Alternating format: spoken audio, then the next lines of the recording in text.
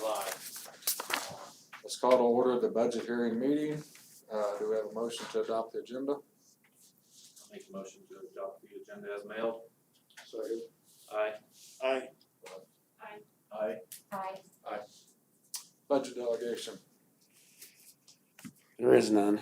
So if you guys have any questions, I would, if I were to go back through this, I'd do the same thing I did a month ago or 2 weeks ago. So unless you have any questions, I did want to point out, if you look through this budget at a glance, and I always do try to figure it out because sometimes I can't figure out where on the first page 2, if you're looking through those numbers and you see capital improvements and a 0, that's a number that comes from federal funds. We looked that up today because it's not, obviously we've spent capital outlay money, but that's federal funds money. For some reason that comes in like that. And if you turn back to page 6, you would see that we did spend capital outlay money. So in the instruction expenditures. So just to point that out, because if I were looking through that, I had that same question. So we looked that up today. But again, our mills went down slightly from last year, and most of that had to do with our LOB carryover, like we talked about. So we published it and we're ready to go. So has this already been adjusted? We published it on July 30th.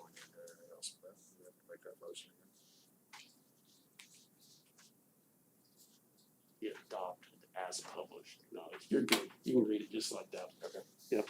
So Troy, has this already been adjusted for any families that decided to do homeschooling versus virtual? Like, is that FTE updated? I can tell you right now, where we estimated on our budget on the open page was 710 for next year.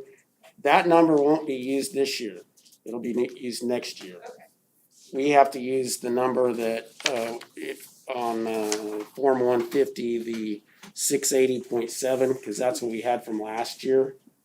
It's always the previous year now. They changed that. Used to be this year, last year, the average of the top 3, but now it's last year or the year before, whichever was higher. Okay.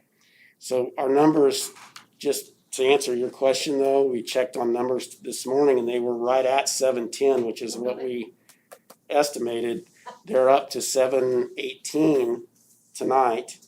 So our numbers went up, but 650 were in school and 68 have remote learning or signed up for that. And that was spread out pretty evenly all the way across. It wasn't like they were all in the elementary, middle, or high. And they were spread out pretty evenly. I haven't seen that breakdown yet tonight, but last I looked at it was very even. Like the highest class had 6 and it ranged in the 3 to 6 range per grade level.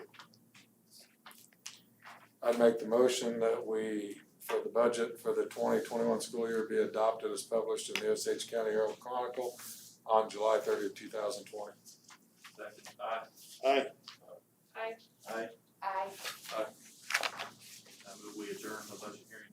Second. Aye. Aye. Aye. Aye. Aye. Okay. Now we'll call to order the regular scheduled board meeting. And before we get started, I'd like to take a moment to have a moment of silence in memory of Alice Peterson and her family.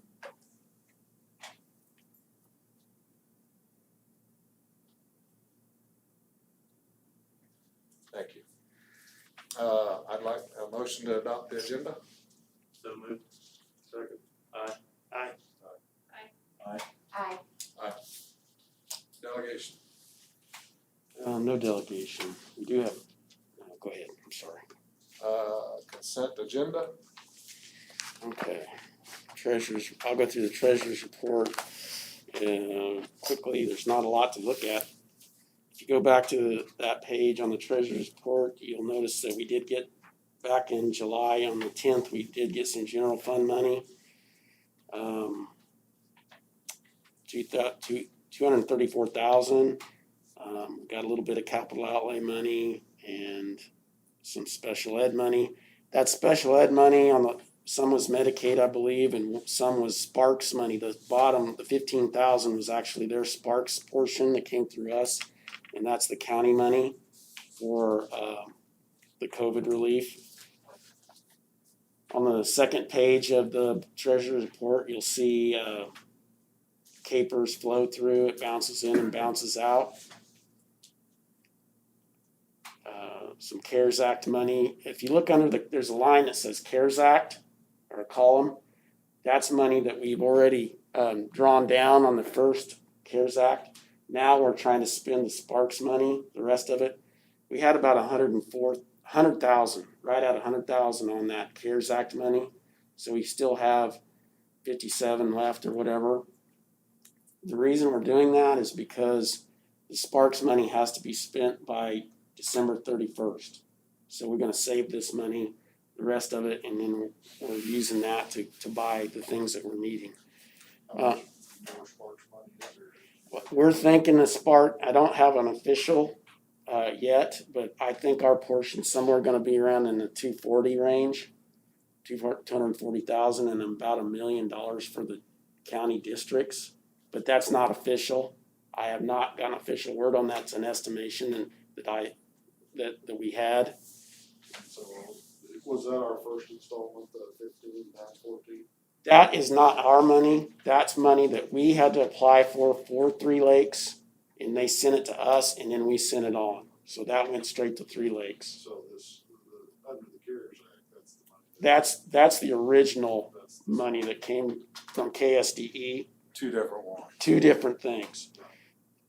The original amount of money we got was from federal through the state to us. The second amount of money was federal to the state to the counties to us. And that's the Sparks money. If I say Sparks, I don't even know if I know what that means. But that Sparks money comes under that CARES Act column then? No, it won't. I don't think so. We're gonna make a new column. You will have another column for that. Yeah, And that's the money that has to be spent by December 31st. We're spinning it up too. It isn't taking too long, so. Let's see. Payment of the bills. On the first page of the payment of the bills, got a few things here. Down at the bottom, you see $3,911 for Chromebook cases. That's elementary Chromebook cases. We needed to get them we never had cases for those because they never left. This year they might leave, so we need cases for them.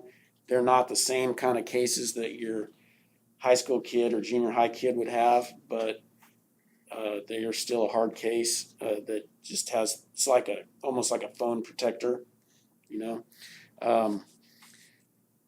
Chrome tablet cases, there's some others there. Those are probably, I don't know if those are the same or for middle school. Second page, I made note, huddle. We had, the huddle is what we use for football and volleyball and basketball. We're not required to get basketball just yet, I don't think, but we did have to get football and volleyball. Hopefully we use all of that up this year. Refinishing the floor, $2,990. If you look at the amount on the purchase order, it was $20,000. Since they didn't get here, they gave us a discount of doing the big gym free, so that was a low cost. We'll get them here next year to get that job done like we had scheduled to repaint. And like I said, I think that was a good thing that happened in hindsight, because we got cafeteria tables going in there this year, and For sure, yeah. I think it's just a better deal that we wait. Over on page 3, you'll see this every now and again, probably even again next month on Midwest Laser Leveling. they're coming back and put different applications on the field, and I don't know if you guys, the little amount of money and time we've put with Martin and his crew on that football field has made a huge difference. It's done a world of good. It looks really good. Yeah, I was out there It's- this week walking. it looks really good. So I'm very impressed with Martin and his crew and the job they've done. And it hasn't really cost a lot of money to do that. School resource officer, that's our first installment there. How many of those do we make? 2, isn't it? We make 2, but they gave us a refund for last spring, so that's why this payment's so much lower. Okay, Okay. I was thinking that didn't look right, cause isn't it 25,000 for the? Yeah, that's low. I thought that was low too. But, then at the bottom, you'll see the Three Lakes Educational Co-op, first assessment. So our assessments are just a smidge higher than last year. We make 4 of those assessments. And all 4 of those are made by January. We do one in July, September, October, December, so 4. Or before Christmas, we make all 4 of those, so that's why you need a pretty healthy balance in there. Three Lakes Co-op, you see some Medicaid money that we reimburse, that comes to us and then it goes straight to them. This pretty healthy amount, $92,000, that's the interest on the 2012 bonds. That's the one where we get about 88% of, well, it's actually supposed to be a little higher now, is it We get about 87. 80 or 87, 88% of that back? They changed banks on us this year, so we haven't got the refund yet, so.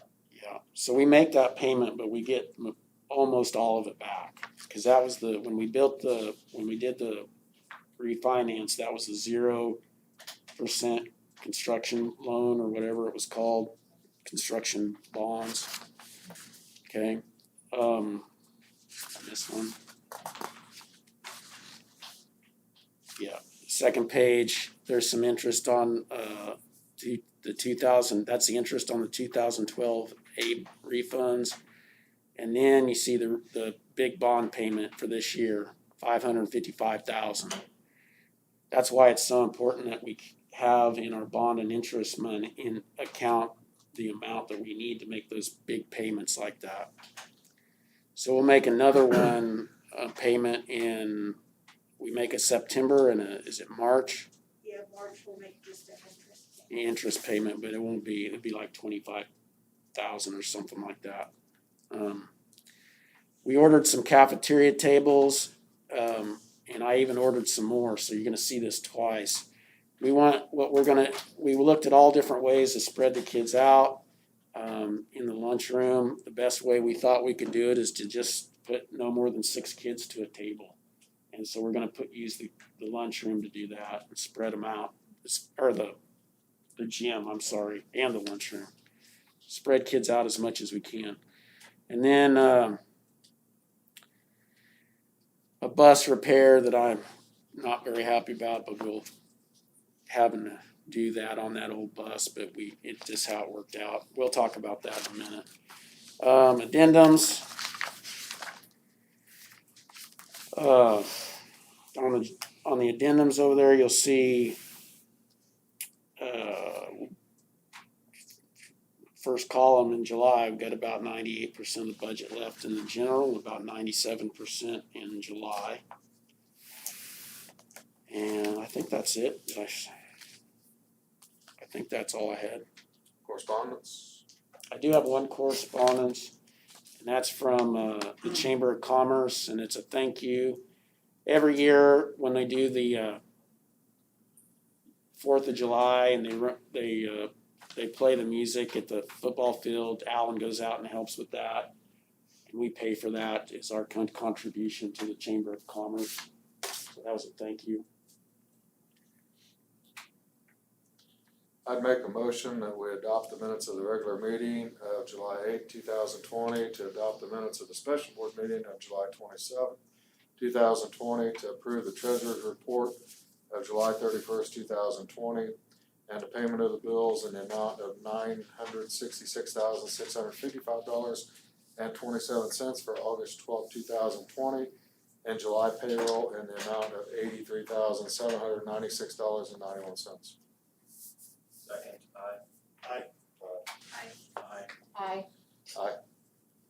Old business, reopening plans. Okay, the Activities Association's put out a lot of guidelines, specific sport guidelines and general guidelines, and we all know where activities and athletics are at. I mean, you've seen the news as well as I have. KCK canceled everything up there, and then some of the colleges are. It looks like the Big 12's not going to. And we know how important the social emotional aspect of these activities are for our kids. I mean, they're just extremely important. I mean,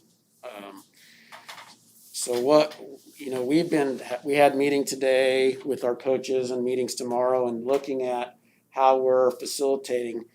As we talked about as we went through our reopening guidelines with the task force, we basically said that we were going to follow as best we can the recommendations and considerations from the Acacia guidelines. And I think there's some really good information in there. I'm not sure all of it is applicable exactly as we want to follow it, but some of it is. And it's going to be, as we talk through some of the scenarios and different things that we'll have to do with activities this year, it's just going to be a tremendous challenge. And I think we've all come to the conclusion that it's going to be it's going to change abruptly, it's going to change quickly, weekly, sometimes daily.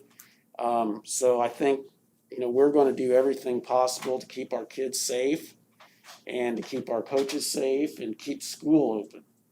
That's the number one goal right now, is to get school started. And so we had a situation this week where we decided to call that off until further notice. We're back on.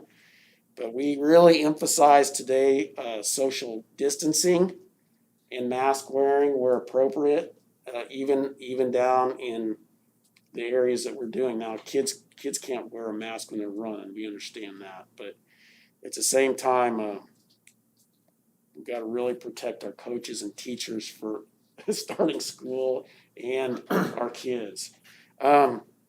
So we're going to be trying to follow those protocols. We were looking at a lot of different things, like the possibilities of going, is it really very smart for us in following the guidelines in Acacia? Is it really very smart for us to go to, I'm just using volleyball as an example of one of them, a 12-team tournament?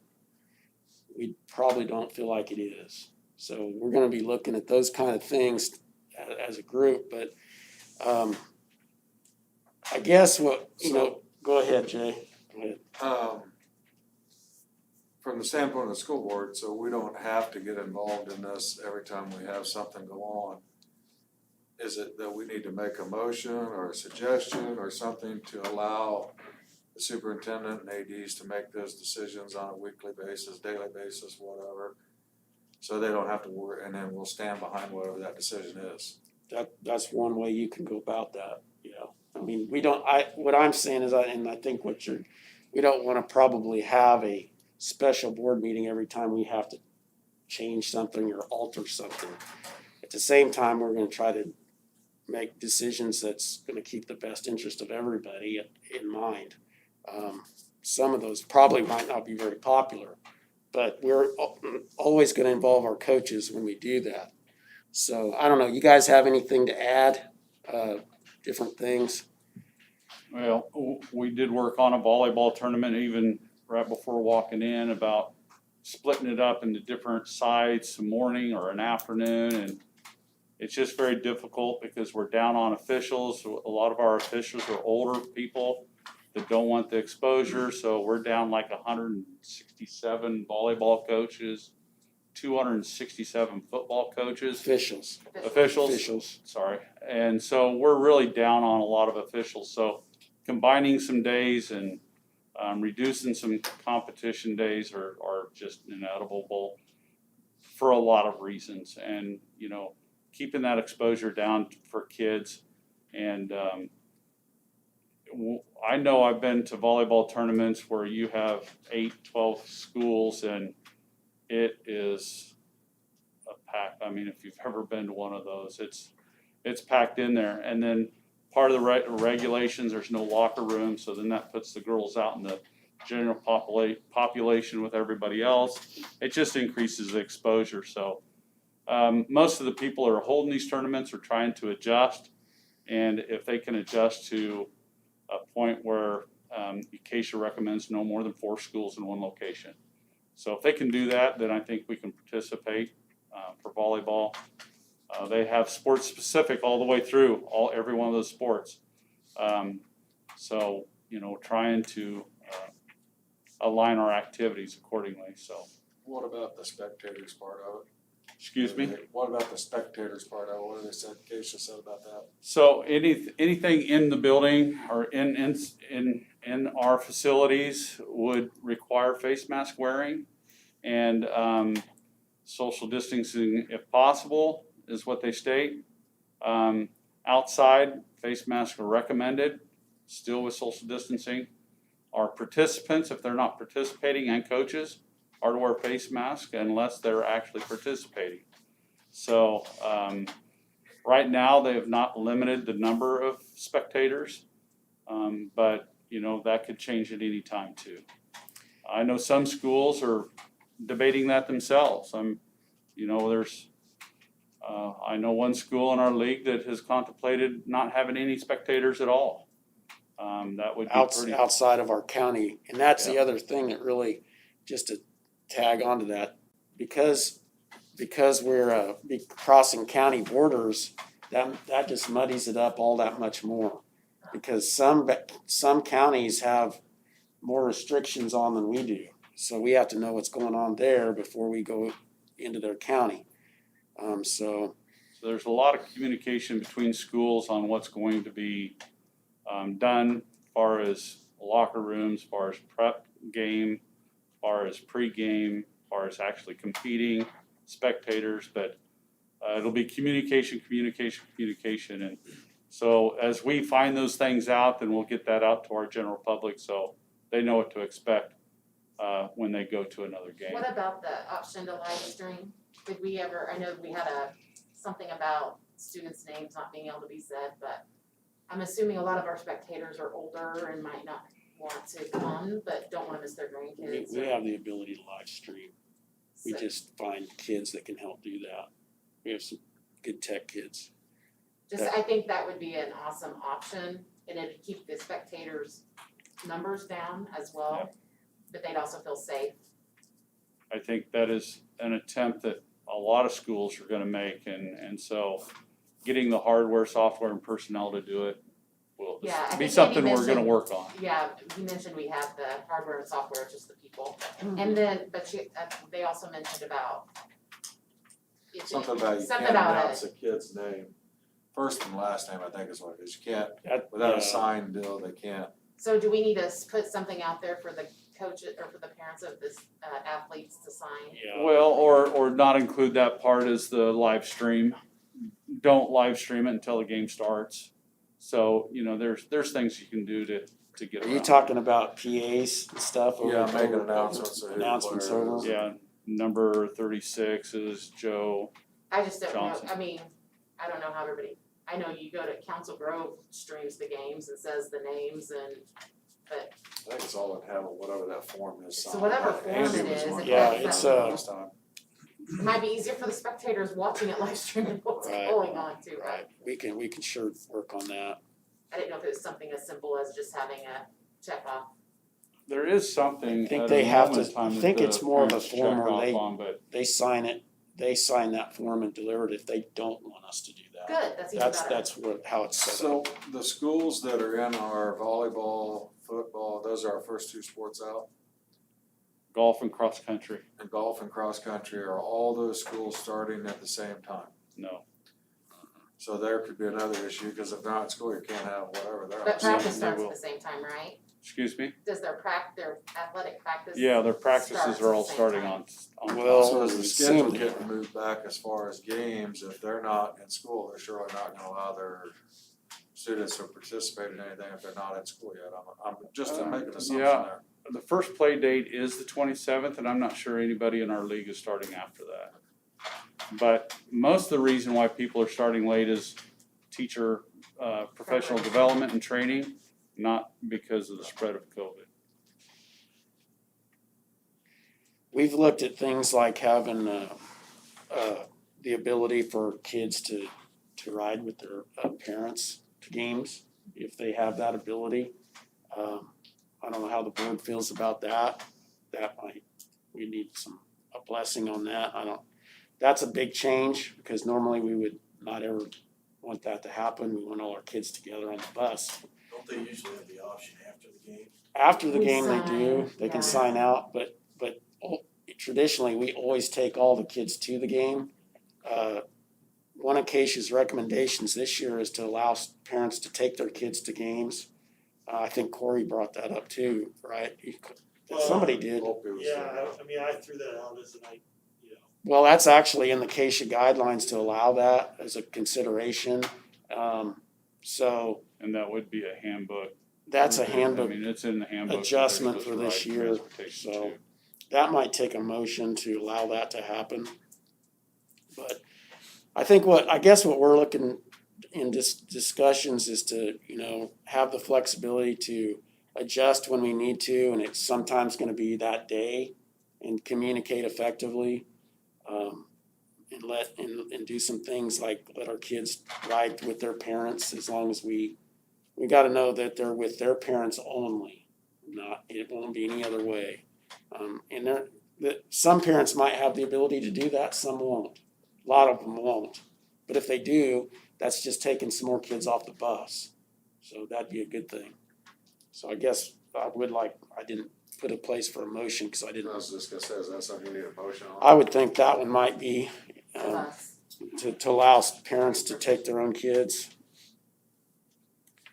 So how does that go down? Do they need a permission slip to do that, or? I think, I don't, I don't know that we would on that. If it's with parents, it's not the liability, you don't have the liability when they're riding with their parents, if they're riding with someone else, because they're in their own parent's vehicle. We need communication ahead of time for sure, with the office and the coaching staff. We talked about this a little bit with our coaches, and they had the same question. But I would think that when the season started, a parent could look at their schedule and say, well, I'll be able to do this one, and this one, and communicate that with the coaches, and the coaches would know ahead of time who's riding and who's not riding the school bus. So I think communication between the coaches, at least getting to the game, that would be. We would need to know that in the offices as well. In advance, not that moment in time, showing up and taking your kid at 2 o'clock. So the building secretaries could keep the tally list or list if the parents just communicate to the school. Yeah, I think that would work for that. And the coaches definitely would, they need to know, obviously, who's gonna do that. The only Because they're gonna question- have to communicate times that they Yeah. need to be there, right? Oh, true. And they'll have to mask up on the bus and all that, Yes. Yes, so. temperature checks. What do we gain? I'm thinking about that, is I understand less people on the bus, but then you're gonna put them all together without masks and play the game. Well, yeah, we'll be following protocols at that point. Like, if you're talking about football, one thing we did while we're on the subject, we bought shields for the helmets. I don't know if they're in yet, but we got them coming. They're not supposed to be here till the end of August. So their face shields on the helmets? Yeah, I don't know how They're a flexible film that goes inside their face mask. There's an upper and a lower, and they're called flash shields or splash guards or something like that. But we've been getting all kinds of different things. And the kids on the sideline, what do they do? Wear a mask. They have to wear a mask. unless they have their helmet on. If you're If they have talking their helmet on, football, then they don't have to because they have that flash guard. one of the things that they've done is expanded Flash the guard. coach's box or the to the 10-yard lines, and every kid's supposed to spread all the way out across the field, all the way to the 10, just to keep social distancing. I know that's one of them I saw in football. Keep one of the things they said is really minimize anybody else on the sidelines, or in around your kids at practice or whatnot. They talked about that, just to keep the contacts as minimal as possible, things like that. There's a whole list of things that they have on those. And each sport has a lot of different ideas as well. I was just gonna ask a question, as you guys are making these decisions, and I agree, putting it in your guys' hands, cause you're gonna have to be making calls all the time. Will there be some protocol on, I imagine it, a suspected case in the middle school, so high school doesn't have to stop doing what they're doing, or is it gonna be like complete USD 420 shutdown?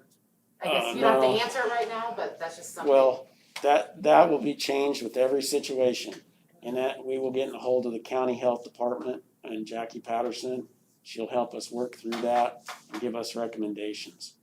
When we have a shutdown, and I will say Indian Pride Week is a little different, and I'll tell you why I treated that differently. I wanted everything shut down completely because it's crucial that we start school and we get school running and have the training that we need. So I was not willing to take any chances, and that's what we talked to the coaches about today.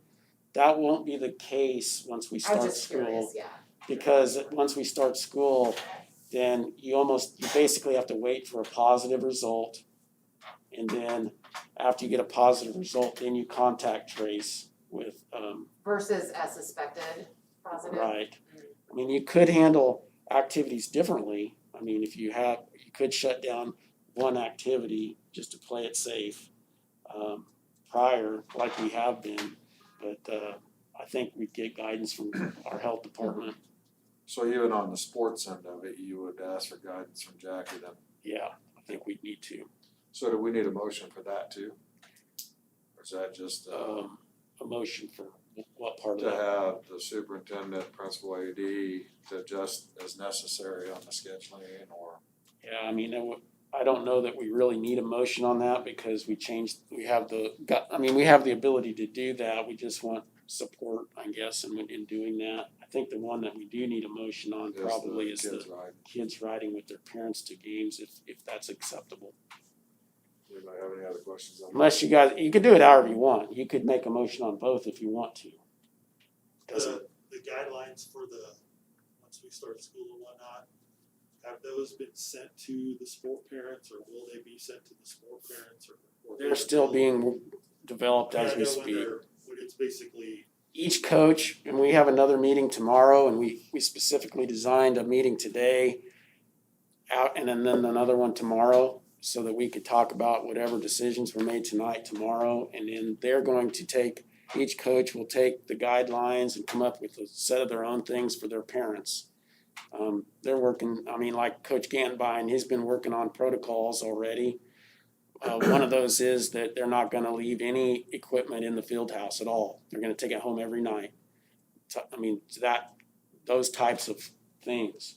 So, yeah, each sport will have their own, and they'll be based off of the Acacia guidelines. And like I said, some of those don't make as much sense to us as other things, so I don't wanna say that we're gonna completely follow them verbatim. For instance, you guys have some examples you wanna talk about? I'll Well, put you one on the spot. example in golf, a 9-hole course, they recommend 27 golfers, so you can only have 3 per hole on a nine-hole course. So that's 27 girls on the course. But yet we put 22 football players on the line and do this, so that rule just doesn't make sense to me, where golf is absolutely one that can stay socially distanced from the beginning to the end of the tournament or their play. So whether we limit the number of teams that drastically to our meet, we'll see, or how many meets we go to how many we would not go to if there's, a 12-team tournament or something. So I don't know that we go to any that large for golf, but so looking at the numbers and making those judgments according to what we think makes sense. Cause to me, that golf rule doesn't make any sense, at all. I think they tried to put some things in for each sport. If there is a positive, will that be standardized across each sport on how that's handled? I mean, that they have to quarantine for so many days. Yeah, that's all set by yeah, that's all set by, that isn't even the Acacia thing, that's a CDC CDC. guidelines, Oh. yeah. See, a 14-day quarantine, I mean, if, you know, if you have you have to have multiple symptoms to have a test, or they won't even test you, but you know, if we have a kid that's got a fever, we're gonna recommend that they go to the doctor, and then from there, they either get tested or they don't get tested, so different And things like that. That's when the health department or Jackie gets involved too, right? Right, Well, before COVID, there were fevers and sniffles and sure, all kinds of stuff. I think there's a common sense to all this, just because they have a symptom that. one symptom will not lead to a test, I mean, we've had Allergy season coming, we've had people that go to the doctor with one symptom and they had a fever, but that wasn't enough to go get tested. If they have one or two or three, then they're probably gonna have to go get tested. And I think it's the rule, if they have a fever, it's 72 hours is fever free before you return to school. If they don't get And they'll tested. still have the ability to get online and do their schooling Yes. during that, so they won't have to miss out, but they'll play a little safer than what they maybe in the past would have done. Right. I think that's important to, you know, recognize there's a common sense to all this. We've had 5 positive cases in the county. You know, every sneeze, sniffle, and fever is COVID, so. Right, exactly. So do you want this motion made with a parent's permissionship? Right. So I'd make a motion that the kids be allowed to ride with the parents to away games with a permission slip. And now I go ahead, if they're riding along, how do you want that? With notification to the Prior parents. notification. Prior So notification. with kids riding with parents to the away games with prior notification made to the coach or superintendent, AD. Yeah, coach and appropriate office would be fine. Coach and appropriate officer. Is that per game or is that per season? I think that could depend I would say per game. per game. Okay, so They might be able to do it once for multiple games, but notifying us for each game. that's all amended to that per game. Aye. Aye. New business. Whenever we get grant money, we need to approve that, and we got our mobilizing literacy grant money for the year. That was $25,472 from the Jones Foundation for mobilizing literacy, and so we just need a motion to approve that. So moved. Second, Aye. High school, middle school HVAC control. So we had a controller go bad, and I always think that this is a new building, but I guess it's really not a new building, it's 20-some years old already. But what happened is there's a system of controllers in this building that runs all the HVAC, and one of those went bad. Well, they're old enough now, 18 years or 20 years old, whatever it is, that when one of them goes bad, the other, you can't just put one in there and have the others read it. So you have to replace every one of them, the 7. So that was a cost of $15,000. I don't need any motion or anything, I don't think, on that. I just wanted to tell you what happened on that deal. And it corresponded with the boilers. We could not even start the boilers because our system could not talk to the new boilers. So the boilers really had nothing to do with that controller going down. Cause that controller, they can go back and trace when it went down in sometime in July. And we think Dan thinks it possibly got hit by lightning or something like that, but there's really no way to prove that. We had several surges in July that could have done that, so. They're in January, so now they're updated why, if you have another controller go down, why, Yeah, for the time being, we're good. yeah, we should be good. If we had, if we had one of those go down after we replace them all, then we can replace one, not 7. So that's the situation.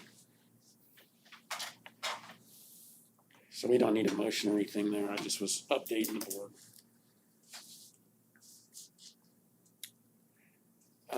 On this number 3,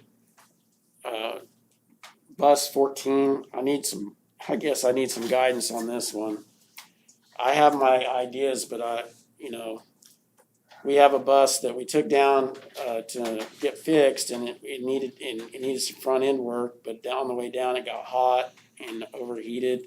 So we did the front end work, and then we got that's all good to go, but the overheating part has a cylinder that needs to be replaced, and the big quote on that's $12,000. Was that what you and I talked about, just replacing the one hole there? Yeah, And we were supposed to be getting back to that's that. that estimate. So I got some advice from Dave on this deal, and I just don't know if I really feel too comfortable spending that kind of money with a bus that's only got 7 years of life left. We can, and it'll get us down the road for a while, hopefully. But I don't know.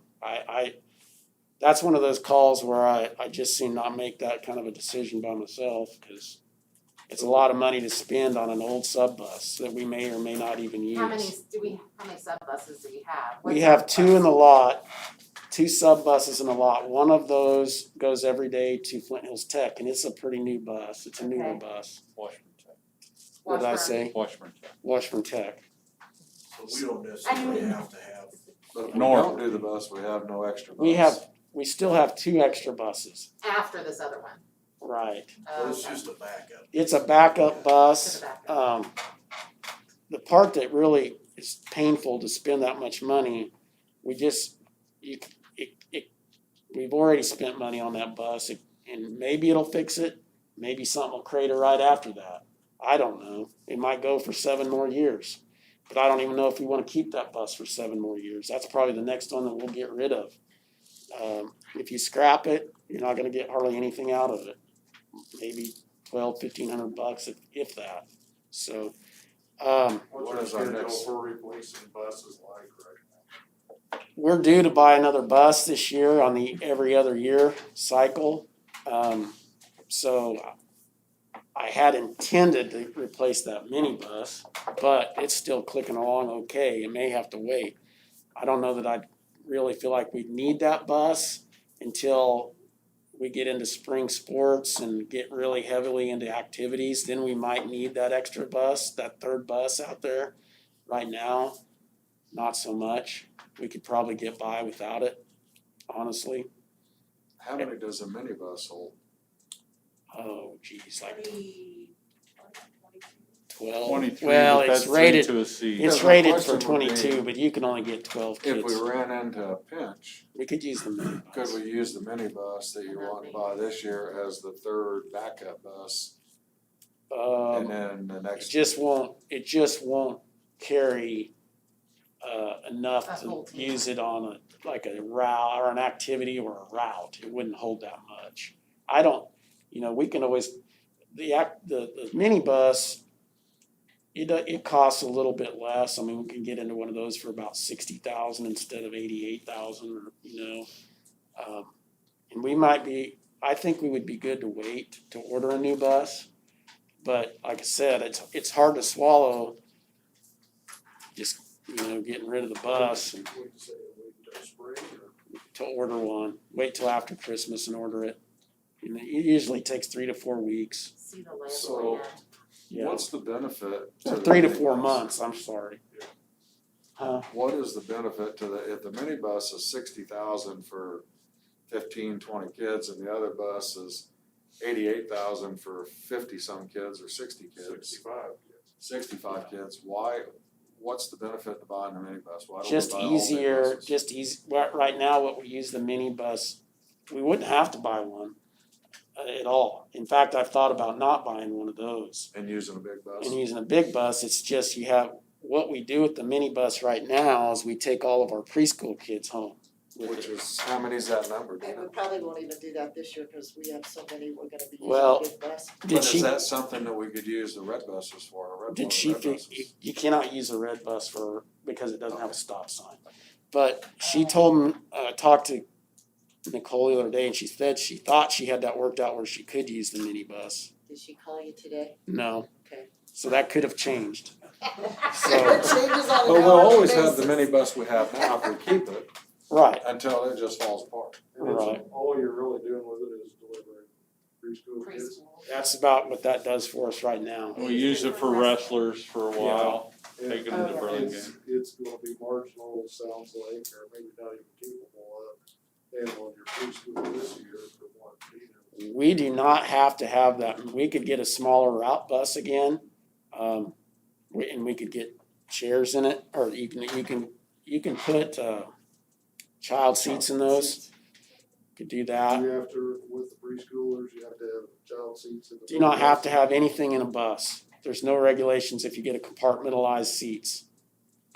But, it's just the ease of getting around town is why we use that. And we've had it. That's why we use it for that. We don't really use it for anything else. We don't have to have a minibus. So, in the condition it's in right now, and the way you're using it, the minibus can last quite a long time. Yeah, I think so. So then, It's got some electrical issues, but we seem to keep work through them. so then if we were gonna replace a bus, it would be safe to say that probably the big bus would be the way to go. Probably right now, I'd say. And the way we're set now, we'll have two spares. We will have, Three spares. we have 2 spares and the red bus and another activity bus in the lot, so we can get by. It's just when we take our activity buses out, and then if we had 3 activity buses going out or more, then we gotta use those spares, and it's sometimes in the spring is when we get shorthanded on Well, buses. I know from past experience, there's been times where you had buses down and didn't even have any spares and were stretched to make the routes and the activities. Right, that's where we get into trouble. So, but I don't see us having any issues until spring if then, might then, but we don't know where that's gonna be at this point. In the fall on Thursdays when we have junior high football and volleyball and cross country, since we have so many out for cross country, that's sometimes we might take 4 buses. So that could happen. Still, we should be able to make that work, I would Yeah. think, but. So that's where I'm not, trying to figure out whether to fix that bus. So Dave, you're saying we spend 12,000 on fixing it, but if it was next in line, so we're supposed to get rid of the minibus first? So Well, no, switch we can get to- rid of any bus. We can Okay, get so whatever it's not bus like we we have want to next. split. We don't have to get rid of the minibus. It's just, that's one I was planning, but that doesn't have to stay that way, cause it's still working for us. We just put new tires on it. The bad part about buses is if you get $2,000 out of one, you've done pretty good when you go get rid of it.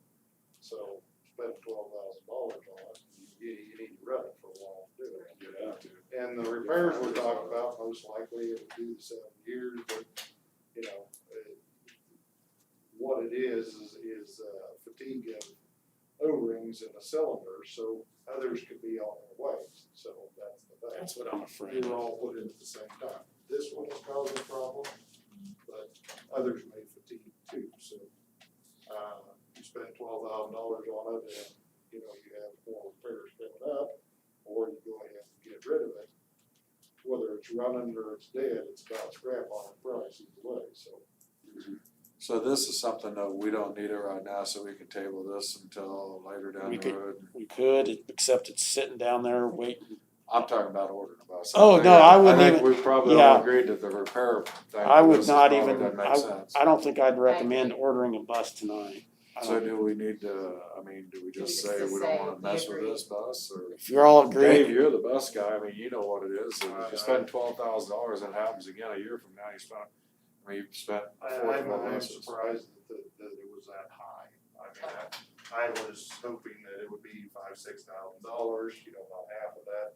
It probably would make sense to do that to have a backup bus, but do anything more with. You know, I guess then what you do with it, disposal or whatever. Probably I'd go down and strip out what we need and have it hauled from there to a salvage yard. Or get it off property, you know, and purple wave it and get what you get and go on, you know. Salvage is just like keeping things in time right now. Exactly. I don't even know, Pretty ugly. if it doesn't run, I'm not even sure I could purple wave it. Oh, yeah, Yeah, you can purple wave it, just put in there not running order. purple wave it right where it says, baby.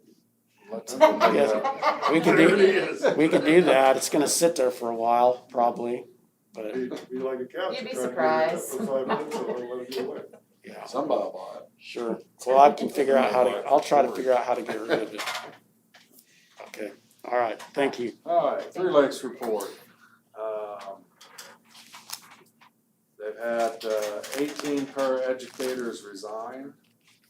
They're gonna proceed cautiously on filling those, except for critical need areas, until we see what's gonna happen. Jamie Sowers resigned from the board as she's moved, so Eric Ratzloff is the new board president. There was preliminary discussion on contract discussions, and other than that, that was about all that happened. What about our Three Lakes positions for Osage schools? What is it?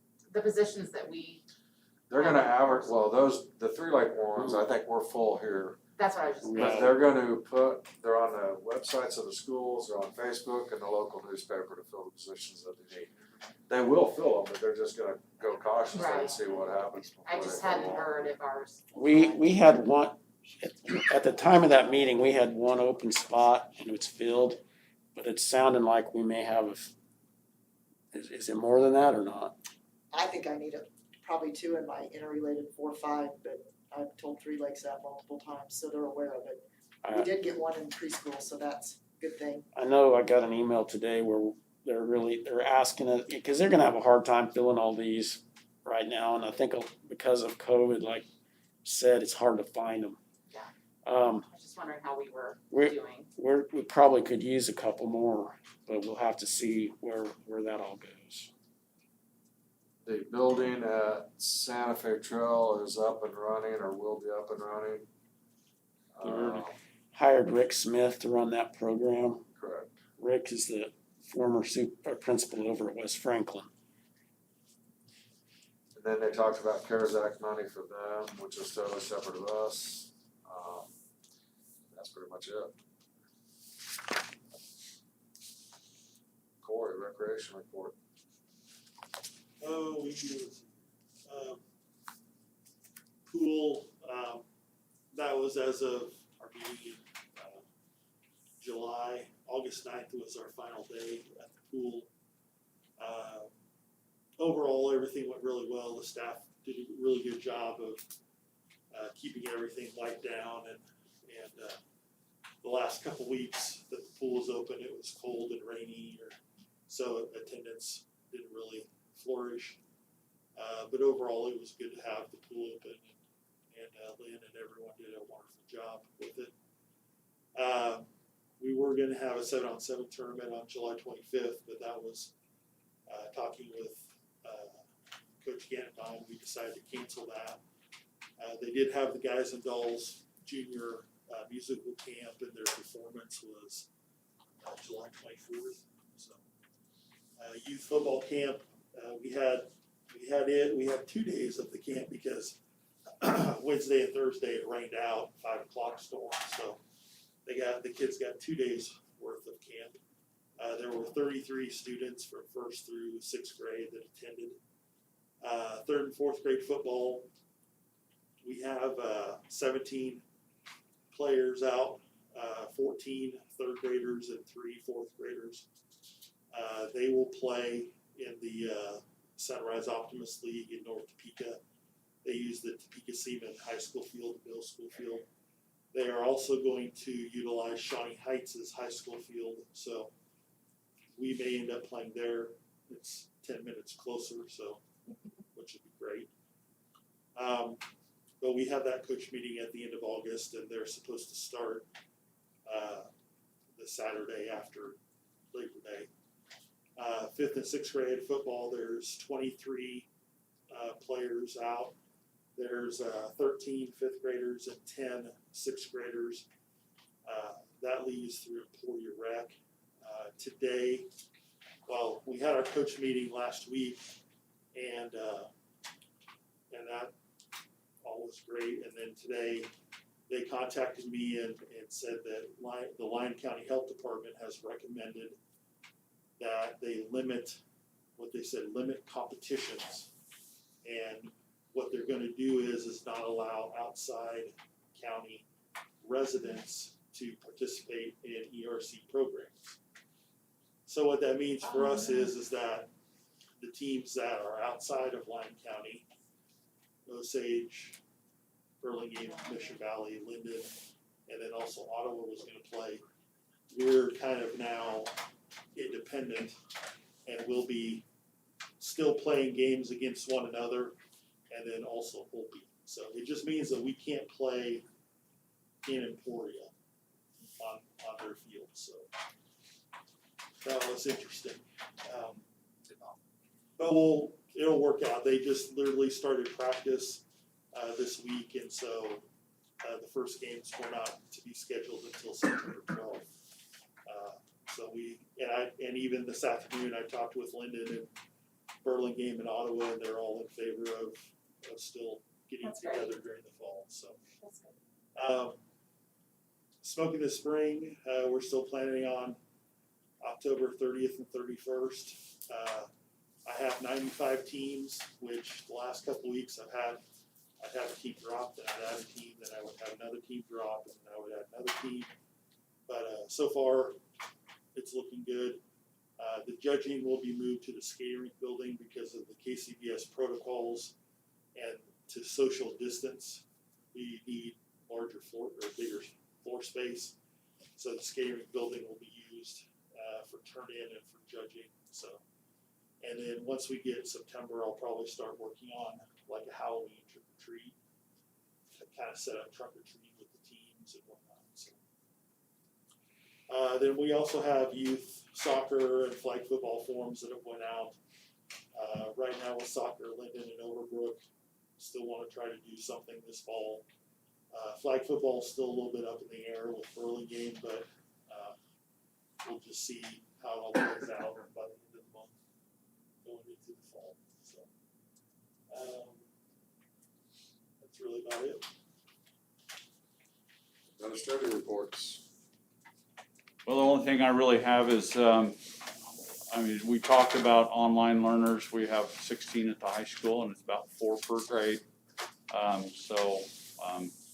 Our numbers, I think we're still waiting on 4 or 5 students for pre-enrollment. So I think we've got touch base with the kids we thought was gonna be here. I don't have the exact numbers right now, but 16 online or remote learners. That's all I have unless you got questions. And in the elementary school, we have 39 remote learners, and we have 52 in kindergarten, 42 in first grade, 38 in second grade, 40 in third grade, 43 in fourth grade, and 57 in fifth grade. And in our 3-year-old programs, we have 28 students enrolled, and in our 4-year-old programs, we have 39. So that's a total of 339 for enrollment for the elementary school, so that's quite a few new ones. We've got 24 new students in K through 5. So I don't know how many we lost, but it's quite a few. Pretty happy with that enrollment, I think. And that's all I have. Middle school, we have 13 online learners right now. Luckily, 6 of them are into 8th grade because we have 70 kids in the 8th grade. So got 21 per class and right around in there per class in the classroom. So those rooms are pretty tight. 7th grade is right around 66, right around where we were last year, and with 4 online learners in 6th grade is our smallest class. We got around 46, I think, with 3 online learners. So getting a little smaller class in there doesn't hurt our feelings at all a little bit right now. We were been pretty packed last year and still pretty packed upstairs this year, but Our teachers have done a good job, getting a lot of stuff as much as they can out of their classroom and spacing our desks as much as we can, so we'll make it work and be ready to go. Can I just say that I have a lot of coworkers that are in Topeka, Kansas City, Lawrence area, and Emporia, and our teachers and administration have provided far and above what any of they as parents are receiving as far as information. So thank you. I just wanna say thank you to all of you guys because That's good to hear. I was able to show them just even that little grid that shows remote versus at home, and they were like, oh my God, that'd be amazing to have. I mean, so it answers so many questions ahead of time, so thank you. Let all of your teachers know as well. And Troy, what was our total number that Andy gave us? That was 718 with 650 were in on site and 68 remote learners. And that could still change a little bit for sure, but that's, like I said, we estimated 710 and so I'm tickled that we have that increase right now. I didn't expect that, honestly. I honestly believe the preschool's helping. It's when you have a feeder program like that, people will come to town for a preschool.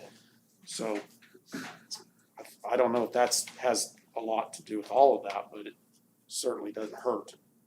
Do we have all of our like protective equipment in or how's We- the status of this? We are in really good shape. We're expecting the last half of the elementary masks tomorrow is what I was told, so I'm keeping my fingers crossed.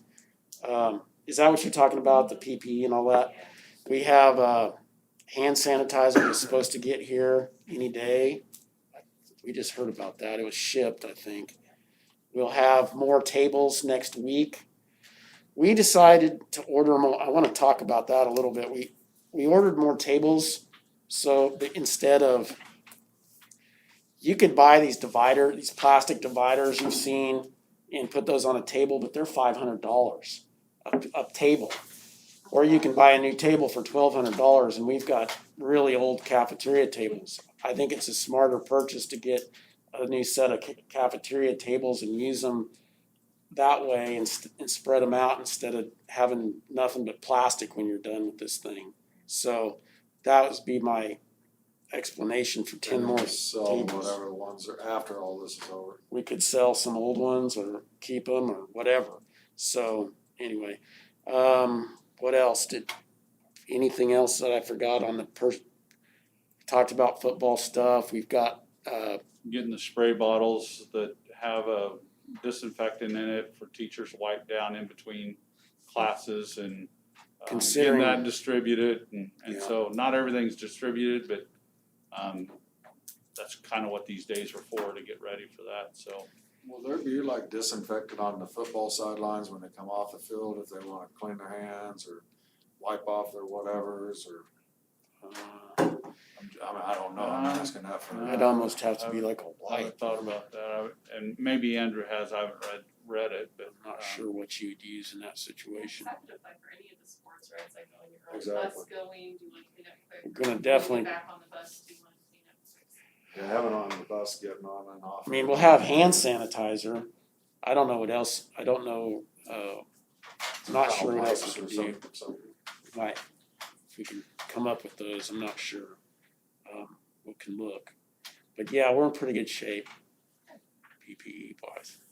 On the remote learners, is there any homeschooling included in those numbers, or do they come through here, or are they considered remote learners in that, or how do those numbers count? The remote learners are all our kids enrolled just like anybody else who we're gonna So if somebody stream in. homeschools, they can still use the district, so do they consider themselves what? We don't have any we have some homeschool, we don't have any homeschool kids. Those Okay. kids are doing other programs. Okay.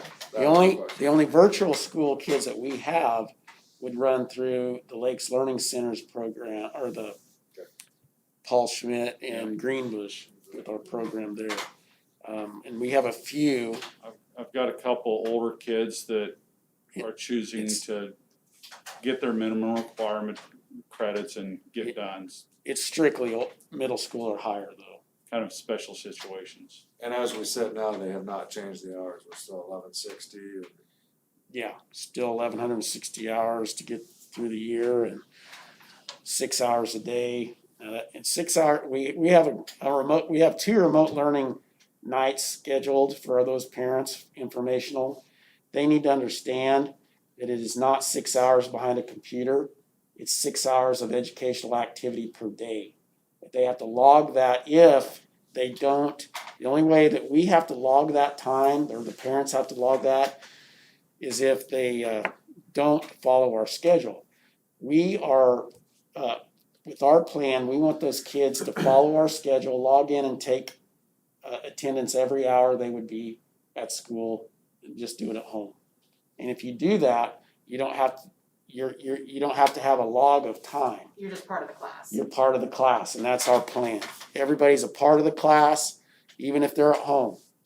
They may not stay online the whole time, but they'll have that time to do activities until they go to their next class and get online.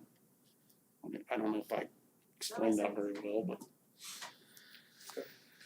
I would move we go into executive session to discuss potential certified positions, classified positions, and supplemental position pursuant to the non-elected personnel exception under coma. And the open meeting will resume in the boardroom at, oh, we want 5 minutes. that's plenty, yeah. 8:11 with the administration to be present. Second, aye. Aye. Aye. Aye.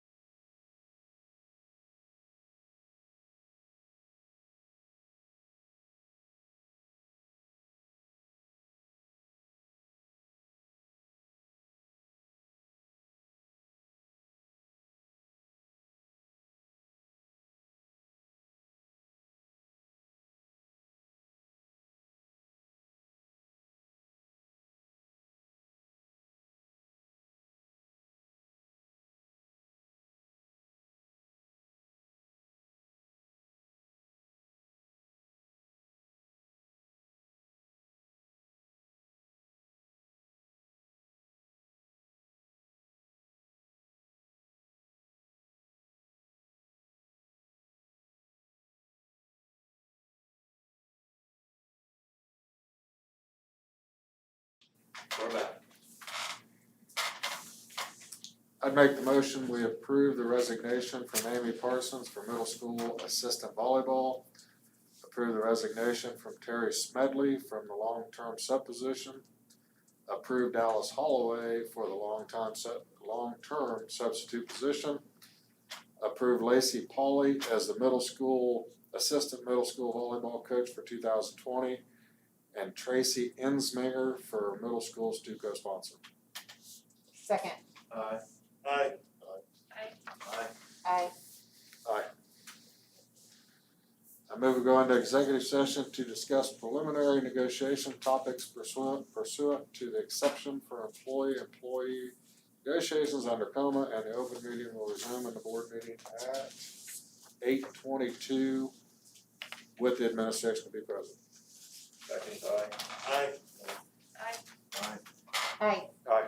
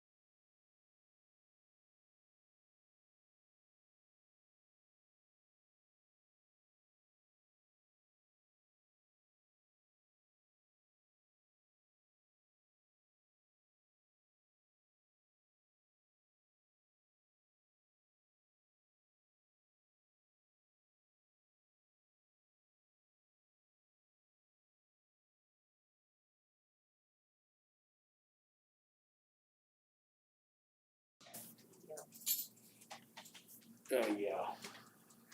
How many minutes was this on? 15. Yeah. I move we go into executive session to discuss preliminary negotiation topics pursuant to the exception for employee negotiations under coma. And the open meeting will resume in the boardroom at 8:37 with the administration to be present. Second, aye. Aye. Aye. Aye. Aye. Aye.